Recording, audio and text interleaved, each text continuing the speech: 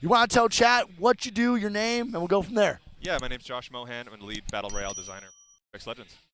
All right, so when you say lead Battle Royale designer, what does that consist of? Yeah, it's a lot of different stuff. So basically anything that's not a weapon or a legend, so things like the ring, console, crafting, AI, like all the stuff you find out in the world, my team.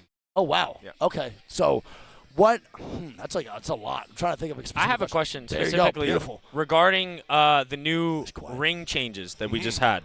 How do you feel about them? Do you think they're meeting the expectations, and are they affecting the game the way that you wanted them to, like when you implemented them? I'm so sorry, Some man. technical difficulties. That's all good. It's a B stream, man. We're not that professional. We try our best.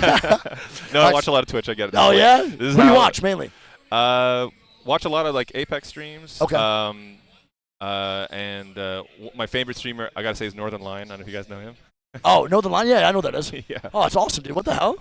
That's sick. Vancouver local. Oh, yeah? Oh, You're, yeah, Vancouver? You're in Vancouver? Yeah, I live in Oh, Vancouver. Fuck yeah, dude. That's sick. Moved there about 5 years ago. Oh, you like it? Yeah, I love Yeah? it there. Yeah. That's yeah. they have an office in Vancouver now, correct? Oh, hell Yeah. So we are like, there's a huge contingent of Respawn in Vancouver, and Yeah. we've been with the game since like very early on, and Oh, nice. yeah.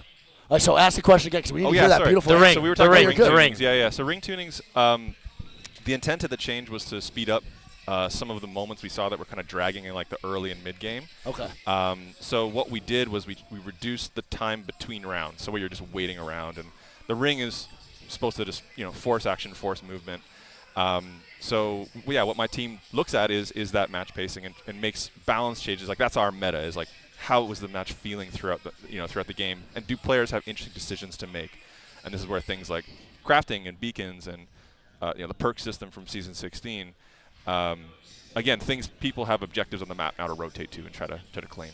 That's interesting. I feel like with the ring changes, how do you feel like people are adapting to them? Are you enjoying them at all levels of gameplay as well? Yeah, I mean ring changes. We made ring changes back in season sort of maybe 14, and the ring is one of those funny things. It's not like a weapon people hold in their hand. So people don't have a lot of strong feelings when it's working. They just have feelings when it's not working, right? Yeah. So I feel like the things people have been talking about, are mostly positive, and so I think it's having the effect we want, because people aren't, sometimes they do have negative reactions when, for example, when we released changes in 14, we sped up the very first ring too much, and people felt that harshly, and they let us know. But a lot of the changes we made were mid and late, and no one's really talking about those, which makes me feel like it's just making the game, faster and feel better. I feel like that too, for sure. I feel like overall, I think the ring changes are making the games. For ALGS, for me, I feel like teams are making like better decisions for themselves and for the overall lobby, just because they can't really sit in ring for so long now. We're definitely seeing way less teams in Storm. Definitely way less teams in Storm, which I think is low key a little bit healthier than teams just sitting there and crafting for ages and stuff like that. Now, do you work on heat shields and stuff as well, and all that good stuff, or no? That's Eric and I kind of work. It's a loot item, so because you hold it in your hands, it's Eric's team. But because it deals with the ring, we collaborate on that one. Okay. We talked a lot about, I know that the heat shield, for example, doesn't get used in ALGS, and we know it's gotten used a lot more and ranked in different ways. So we're talking about that one a lot. Oh, hell yeah. That's pretty cool. That's awesome. When you say UI, right, we work on the UI, like what we see when we're playing the game, correct? No, just I work on the mechanics of the ring, more like the numbers and how it works. I got you. So here's a question. Yeah. There was a time in Apex, I think it was during the Elite streak. Were you around for then? I was around the team, but wasn't. Okay. Yeah. Dude, the ring hit for 25 damage every time on zone 2. Yeah. And I'll never forget. It might have even been zone 1. Yes. Yeah. And I actually lost my elite streak of 100 and something because the zone rocked me and we had It got implemented during the elite streak. I lost mine too. Dude, I lost that because I just straight died zone. It was absolutely crazy. It was insane. And another question I have is, when it comes to the ring and stuff like that, I always thought about this, but I never really knew if this made sense, and I feel like if I mentioned it, my chat would roast me, but I feel like asking you is way makes more sense. Have you ever thought about different pacings of rings depending on the map? Has it ever been a question you guys have ever brought up? We actually do that.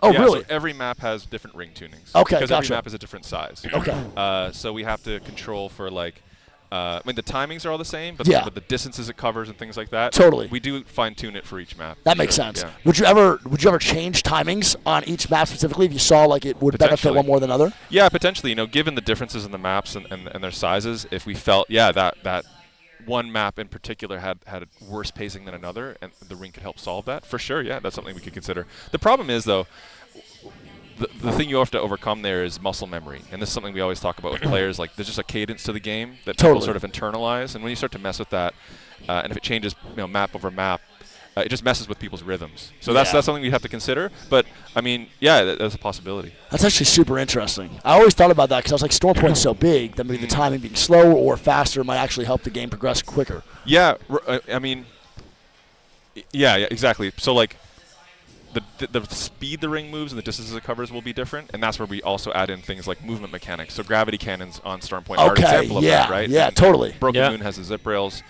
So things that, okay, the ring's going to be moving in different ways, but we'll give you the tools you need to now escape that. To be able to catch it. I feel like that's a good one to bring up because I think that might be the main thing that people have a problem on with Broken Moon is the zip rails. How do you feel about the zip rails being on Broken Moon compared to like a gravity cannon, which I feel like everyone's very, just they understand. Or just a normal balloon. Just a normal balloon in general, yeah. Like, how do you feel about the zip rails on Broken Moon? Yeah, I think the zip rails, we're doing something interesting that the other tools like gravity cannons and jump balloons weren't doing. So jump balloons, those released with Kings Canyon originally. Yeah. And what we saw with that was players had a ton of freedom, and they could like sort of land anywhere they wanted. Yeah, they could third party. Third party central. Yeah. And so then we started experimenting with different things, and that's where the Storm Point gravity cannons came from. It's like, all right, we're going to let you have this incredibly powerful tool, but we're going to choose where you land. That's fair. So players can start to play around that and predict it, right? Yeah. And so what zip rails became is, all right, let's get some of that freedom we had in jump towers back in, of like, you can jump on and off anytime. You're not committed to going to A to B. Right. You can actually shoot and play while you're on these things. Totally. But don't give you the full freedom of where you go. We still have a bit of that gravity cannon thing of like, well, these are the rotations that we sort of want to accelerate. It's a bit of snakes and ladders, I call it. Yeah. It's like we want to accelerate you from here to here, but we don't want to let you accelerate from here to here. And so, actually, I worked on zip rails pretty closely, and a lot of what I worked on was the tuning of the feeling of how shooting feels, how quickly, how much speed you have when you jump off, things like that, and trying to make that feel good and integrated into the combat. No, it makes a lot of sense. Now, would you work on Tridents as well? Yeah. Tridents were just before my time, but yeah, my team does. How do you? So obviously, Tridents are only on Storm Point and Olympus, correct? Now, how do you feel about Tridents being added to other maps? Or I love it. Yeah. Yeah, you like the idea of Tridents? As long as it fills a role, right? And I think on Storm Point and on Olympus it does. I think so, for sure. Yeah. Oh, my God. And it's cool seeing it used in LGS as well. Oh, it's awesome with the jibby bubbles on top of it. Oh, my God. It's so cool. I love People those use clips. it as cover, block doorways. doorways. It's so awesome. Yeah. Horizon cue it up on a height or something. It's 100%. crazy. Yeah, and that kind of systemic stuff, we really love how it's like the interactions between objects in the world with the Tridents and vice versa. But yeah, I think I'd love to see it in other maps, but you look at some maps like Kings Canyon where it's like, if it's just not designed for it, there isn't the open spaces for it, it doesn't quite work, and that's where other tools become more useful. That's really tough. So with balloons on like maps like Kings Canyon, because it's so small, do you... my chat and I always think that maybe no balloons on Kings Canyon would be like a kind of maybe a benefit to the map overall. Do you choose maybe putting Tridents? How do you dictate like which map gets Tridents and which maps get balloons and which maps gets grav cannons? Is there a way to actually you choose which ones get which? Yeah, I mean historically the way we've looked at it is part of it's just the identity of the map and kind of the theme, like what this map is trying to do. Okay. Kings Canyon is a lot of it's our smallest map, it's our densest map. Totally. And so that balloon, really just helps players rotate quickly between places. And we change the positions and number of balloons on each map update. So that's something we keep an eye on. Is like, all right, this is the kind of vibe of this map. We see how players are using it, and then okay, for the next update, let's maybe shift that around a bit to make sure it's still balanced and fair. But there's nothing stopping us from adding some of these mechanics to other maps, and that's stuff we experiment with a lot. Totally. With new maps and with new map updates. Yeah, because I feel like Storm Point like fits perfectly with grav cannons. Like I feel like that's almost like the most perfect optimal rotation choice for Storm Point. And a lot of that is the sort of cut you off there. No, you're good. A lot of that is the hail basically, the verticality, right? Totally. Like, jump balloons, because they release you at a certain position, which direction you go in affects sort of where you land. But the gravity cannons always get you from A to B, no matter how high you are, low you are. So it's not just horizontal, but getting you up high sometimes. It fits so perfectly. And how do you operate with like balloons? Well, I guess now I feel like I don't know how often we see it in like ranked. Ranked now it's mainly used for just third parties, but evac towers, right? Mm-hmm. So evac towers might not be in like your department, might be Eric and stuff. But how do you guys now navigate how many balloons you have on a map, etc.? Is there like maybe you guys are thinking about taking less balloons now because players have the option of that survival item, or how does that go about your? Yeah, balancing? I mean that's kind of a conversation with. There's also the level design team Totally. that will do a lot of analysis of like the space and what it needs. But I know the evac tower was a really contentious one internally. I mean, we went back and forth on that. We're big fans of it in comp. It's been so. super successful, so I'm really happy to see that. Totally. Yeah, and in comp too. Yeah, it's great to see how. It's awesome to see it. There's We don't so have to much. see as much Valk. Yeah, Exactly. exactly. That was that must pick thing. I don't know if you and Eric talked about that, but and even seeing it used on the team that won that game, I think it was Dojo, just going up on the zip line and just creating some falling back. space. It's right? such a That cool was- addition to the That game. was awesome. It's really cool, man. 100%. I was just wondering because I feel like if there's so many evac towers, like okay, when I play Kings Canyon ranked, like the evac towers are crazy. Like on top of everything else in the balloons, I feel like the game just dies in like 2 seconds. So I was always wondering with map like Storm Point, I think like evac towers make sense. I feel like Olympus and Tridents always made sense in my mind. Not Olympus and Tridents. Olympus and Tridents made sense. World's Edge and Tridents, I always wondered, would you think there's ever a chance that you would add Tridents to other maps if there was like even no update towards like the actual map itself? Yeah, there's a chance. I think we need to take a look at the actual layout and find good routes. Like Totally. I'm not sure those exist off the top of my head, but yeah, it's a possibility. Are you ever bringing the World's Edge train back? I miss that train Please, so no, fucking dude. much. No, Dude, I don't I think miss so. it so much. You don't think so? Oh, my God. That was my favorite way to navigate the map, I swear to God. It was actually my favorite. Chat, you guys have any questions, man? Go for it. Everyone's saying, please, bring back bring back train. Chat, you guys have any questions, too? I'd love to answer some of you guys. We're not talking about Loba swimsuits or cross progression, so please stop asking for the 40th time. That's about it. Ooh, okay. Final zones. Yeah. Okay, I like this one. This is actually something that I didn't even look at chat for. Fortnite does like that moving zone for the final rounds. Have you ever thought about implementing that, or how did you come up with the system with the 6th round being the final one? Yeah, we've experimented with a bunch of stuff, like Yeah. like even adding rounds, or looking at what Fortnite or Warzone does with their multiple or moving ones. The thing with Fortnite, Warzone, and our game, like just comparing those three, the mobility of our game is like makes us unique, and so Totally. part of what's interesting with the final ring and like having that slow circle is people can move a lot within that space. But I mean, it's something we're looking at all sorts of different stuff about, like maybe there's LTMs or something where we try that stuff out. But Yeah. it's just something we're looking at. There was that one LTM where the ring just didn't stop closing for a long time. Always be closing. Yeah. Yeah. When you do LTMs like that, what are you looking for? Is there anything? Is it just for fun, or is there actually looking for data throughout that time? I would say it's a bit of both. It's a bit of let's take the thing you're familiar with and like mix it up and give you a different way of, like I talked about the rhythm of the BR and the beats people have in their heads. Sometimes disrupting that's fun because it makes you adapt, and that's Right. part of the fun of a BR. But also sometimes we learn things from that, like Evil Armor came from an LTM. Yeah. You remember? Oh, yeah, I We remember. tried that out. It was like, what if, it's a what if version of the game, and then we do draw things from that. Sometimes that's directly a mechanic. Sometimes that's just a lesson we take forward into how we adapt that in the future. No, that makes a lot of sense. You have a question? Yeah, I was for going to it. ask. We asked Tim before. Obviously, you work on a lot on the game, and you obviously do the play testing and stuff. How often would you say you play the game? Yeah, internally every day.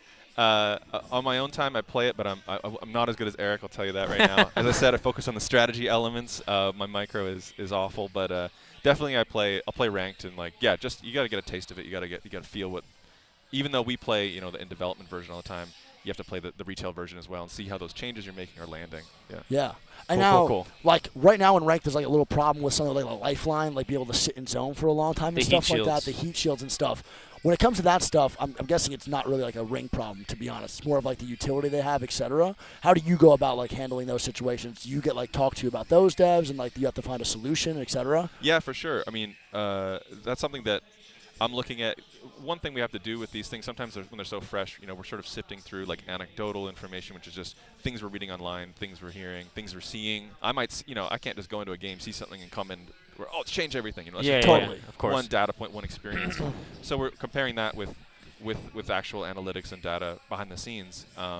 And so, yeah, we're definitely looking at that. I know that's been a hot topic recently. Yeah, so I might bring up changes. I might, with the Legends designers, with Eric's team, my team might propose something. Hey, here's if we feel this is a problem, here's how we're going to address it. Yeah, I like that. That makes sense. I would imagine there's a lot of like integrating with like other teams. Like you got to talk to the ranked team, and then they got to talk to the legend team, talk to the weapon team, and yeah, like guys all got to work together. So my team, because we're talking about match pacing, like the changes we did in season 17 to how you earn LP, right? Players, the things they're trying to do in the game have totally changed because the way you earn the points totally changed. So now we're seeing their in-game behaviors and the things they're doing totally changed. So then my team has to react to that, and the ring changes were actually a direct result of that. So totally, it's one big ecosystem, and yeah, we always have to stay close contact. That's interesting. That's cool. So the ring results, what's happening now, the faster pace is because of the routing that was happening in ranked. 100%. That's so cool. So it's actually low-key kind of helping that situation because people can't just sit in zone for as long as possible. Obviously, with that fix now, it sucks, but it is what it is. That's awesome. I didn't actually know that at all. Yeah, and now, talking about ratting, it's like, we talk about it a lot internally. I don't think ratting on its own is like necessarily bad. No. It's the name of the game is survival. You win by not dying. You don't win by getting the most kills.